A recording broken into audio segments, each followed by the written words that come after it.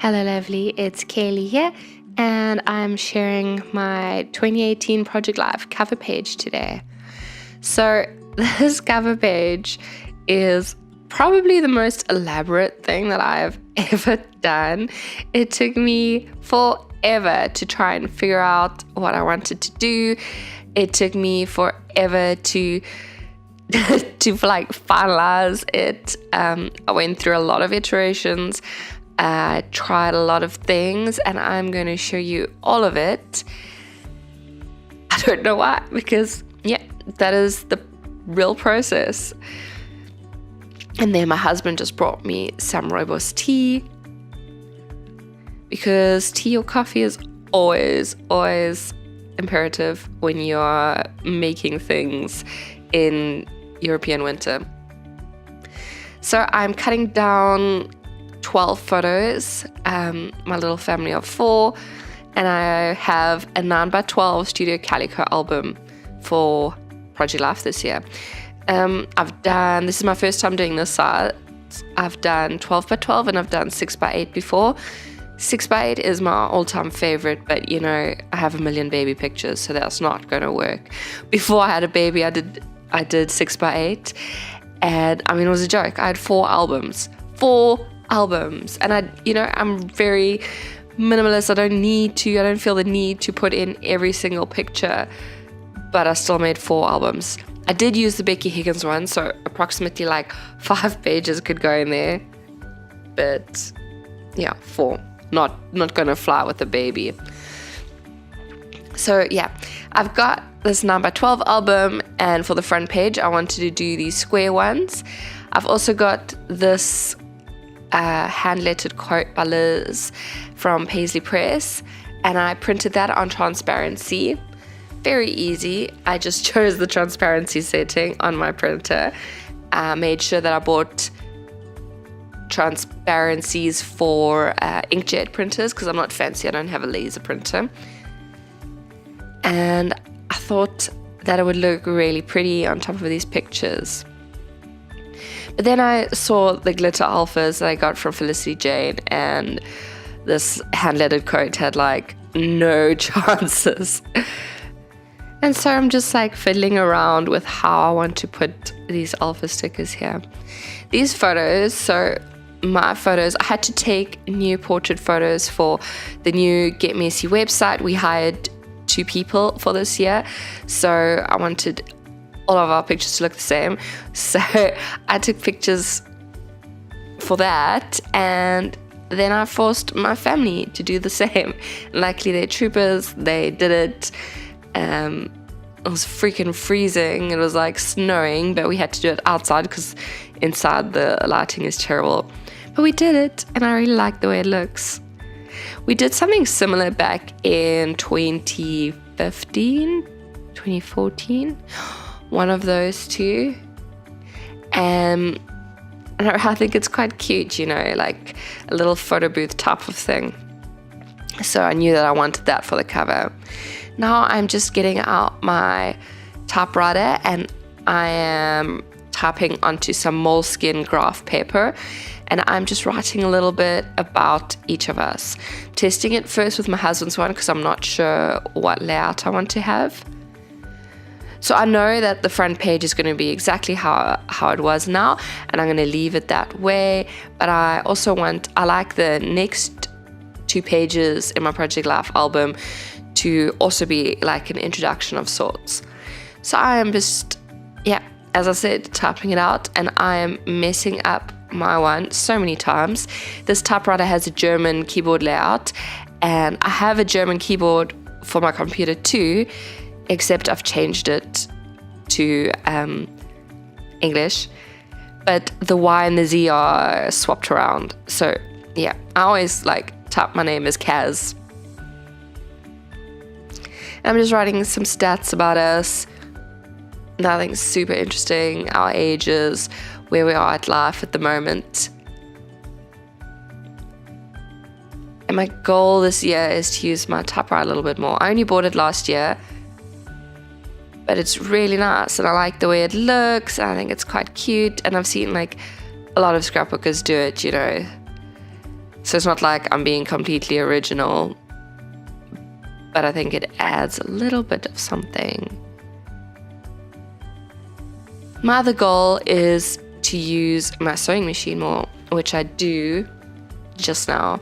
So yeah, I mean, cover page done and I'm already hitting like all my goals.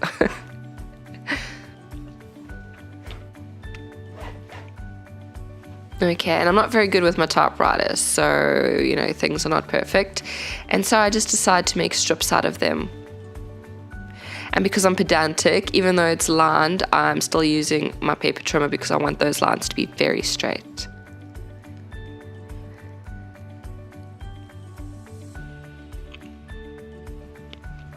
So I'm sorting them according to human, or 0.5 of a human in Griffin's case.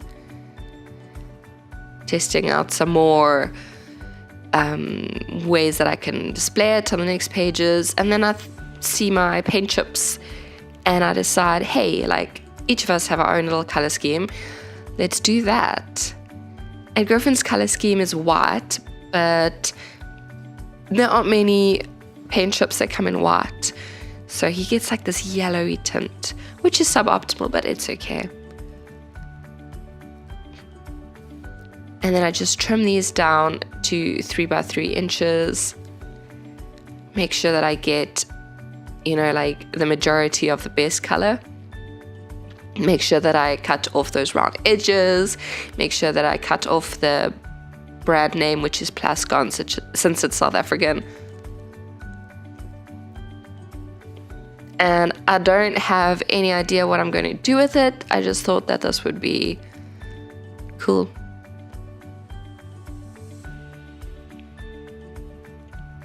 And now for the typewriter, the typewritten stuff, I'd also done, like you can see there, Elliot's one, it goes over 3 inches.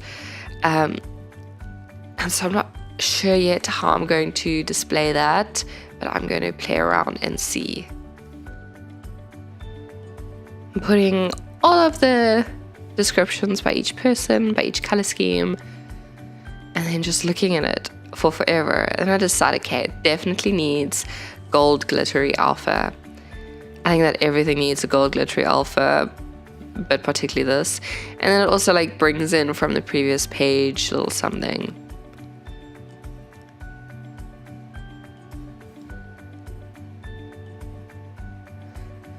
I shared this on Instagram and someone asked me why Griffin was before Elliot, Griffin the dog, before Elliot the human. And that is quite simply because Griffin is older. And he's my first baby. We always joke that he is seriously my baby. This dog is super, super spoiled and I love him so much. But we joke that Griffin is the firstborn, like spelt fur, if you are. Ha ha ha. Yeah, maybe that's like a dad joke, more of a dad joke. Still trying to figure out what I'm going to do, so I'm chopping down some 3 by 3 squares in this graph paper just to get the, you know, like bring back some of that element from the typewritten background. And I figure, you know, you can't go wrong with book pages, so I am cutting some down of that too.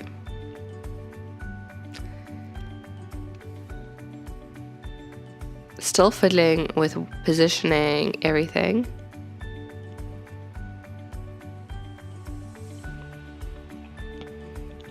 Adding those square blocks.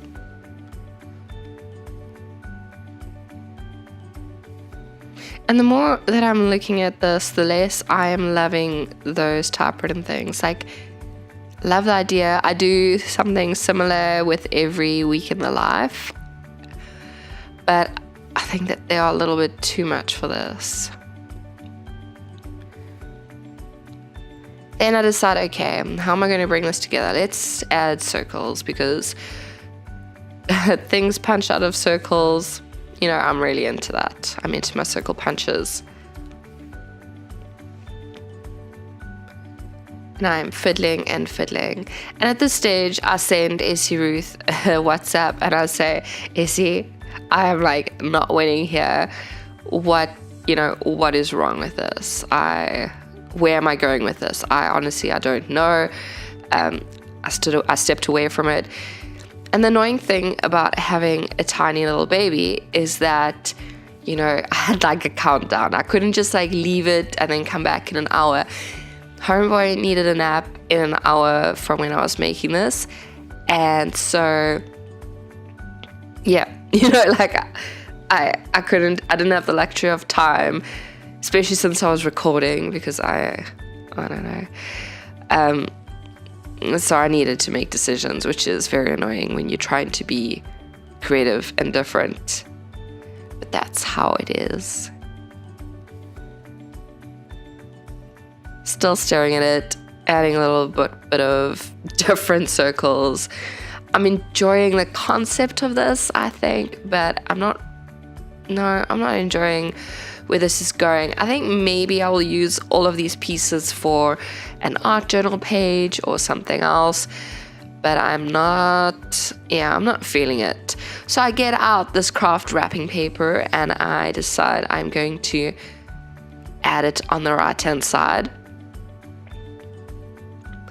Essie's tip for this was to add some kind of botanicals, and that is a great tip because that always makes every page immediately feel more like me, and I enjoy it a lot more. So I'm thinking that if I add this craft paper, I can maybe add a flower there, like a vintage illustration or something. So I've got that there, and I'm punching holes in it with this punch. I think it's by Rare, and the reason I use that over my crocodile is the crocodile holes are tiny. I don't, they're great because they punch through anything, but they're not very good for albums and stuff like that. And there is the pretty vintage floral illustration that I chose. That was a great tip from Essie's side. And then I feel like it's very unbalanced, so I'm going to add some brown to the left hand side. I sent Essie a photo and she's like, nope, that brown is definitely too harsh. And I agree with her. So I try some wax paper to make it a bit softer. And this is looking more like me immediately. I was quite into that brown idea, but Essie was right.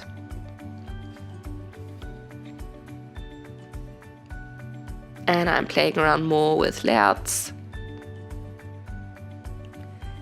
And then it's at this stage I said, nope, everything on the left, you can go away.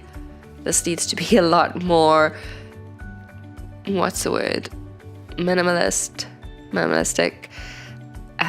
It needs to be a lot quieter. It's very loud for me. I am printing photos from my HP Sprocket, checking that the Bluetooth's on and working, that the printer's on, and then I'm going to wait for it because I thought, okay, maybe if I have the same photos printed differently, then, you can't really tell that it's the same. But I can immediately see, like those photos are not going to work there. I don't think any photo is going to work there. But I'm trying a bit. Still trying to go for these paint palettes. Really like that idea. But it's not working for me. And I'm going to try it with a tag as well. Cut it down to 3 by 3 inches, or at least 3 inches on one way. And it's not working, but I don't mind that I've printed those pictures because I'll use them for something else. Okay, so I'm quite into this wax paper idea. I like the muted aspect that it brings. And I start cutting it into 3 by 3, and then I'm like, oh, okay, no. This is way too elaborate to cut down, 12 of those. I can just put it directly over it. And if I do that, this is the part where I realize, nope, stuff that. But if I just put it over it, then it doesn't show the back of the photo paper. So the back of the photo paper says HP Premium Plus, which is the photo paper that I use. And if you put that wax paper over, then you can't you can't read it, which is great. Make a little bit of a block with the book pages, and I like it, but it's not quite perfect. I add the wax paper to the flower as well. Try my other 2 favorite flowers. Go back to the original one.